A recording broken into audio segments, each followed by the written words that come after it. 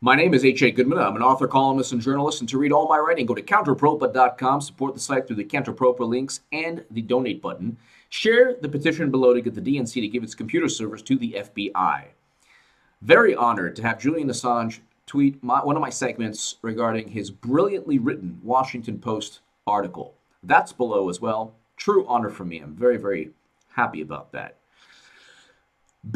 Steve Bannon might eventually get kicked out. He'll probably get kicked out of the Trump administration. And we see the writing on the wall. Now, I voted for Jill Stein, as you know, and Bernie Sanders. I don't agree with Bannon on a whole bunch of things, from Islam to social policies, a border wall. I don't want any of that stuff. That's why I voted for Jill Stein. I want a green economy, break up banks. I want a pathway to citizenship for immigrants. What else? The one thing I do appreciate, whether it comes from the right or the left or the center or anywhere, is an anti-war stance, or at least a stance against regime change. That, I believe, is what Bannon brought to the table. But H.R. McMaster, National Security Advisor, won sort of an arm wrestling match with Bannon.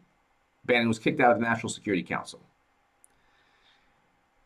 Right after that, Trump bombs Syria. Okay. Appeases the neocon. Suddenly he gets favorable media coverage. He's becoming more and more part of the DC establishment every day. One of his selling points was, well, I'm not an establishment guy. I'm my own person. I'm a different person, different, type of politician. Nobody can push me around. In less than, 4 or 5 months, he's now a Syria strike, and now he's sending an armada to North Korea. And there's a whole list. He didn't lock up Hillary. He said he would. He wouldn't even talk to Maria Bartiromo about potentially going after Hillary with the email fiasco, even though he did say that James Comey saved her life. I'm going to read you something, though, right now. This is Trump on Steve Bannon. I like Steve, but you have to remember he was not involved in my campaign until very late. Trump told Goodwin, I had already beaten all the senators and all the governors, and I didn't know Steve. I'm my own strategist, and it wasn't like I was going to change strategies because I was facing crooked Hillary.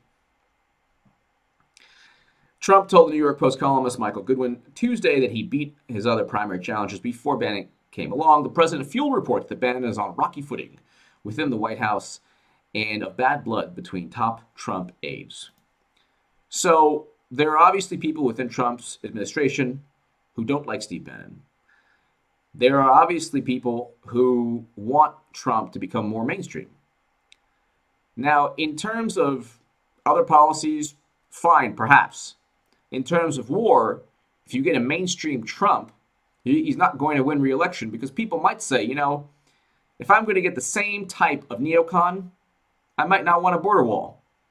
I might not want an immigrant ban, even though you're striking the same countries where these people are being banned from. That Democrats don't see the irony in that. Trump will lose re-election, what I'm trying to say, okay? Whether Bannon stays or not, and if he's kicked out eventually, ultimately, it'll just show that Trump was, not that I have any love for Bannon, because I don't. I voted Jill Stein and Bernie Sanders, but what takes place is if he gets kicked out, then Trump becomes mainstream, especially in terms of foreign policy, especially in terms of regime change. And the conservative voter that reads Breitbart and the whole alt-right, I'm just going to say this. Conservatives, whether they're extreme conservatives or moderately center-right, they vote Republican. They vote Republican. So it wasn't like Bannon won the election for him, but that philosophy helped his candidacy. Perhaps gave him better street cred, or better allowed him to beat establishment Republicans like McCain and Lindsey Graham. So in that world, in the conservative world, Steve Bannon did help him.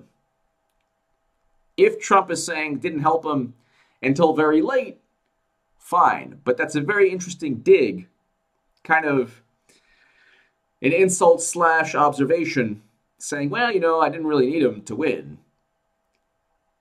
And prior to this, he lost a political battle with H.R. McMaster not being in the National Security Council.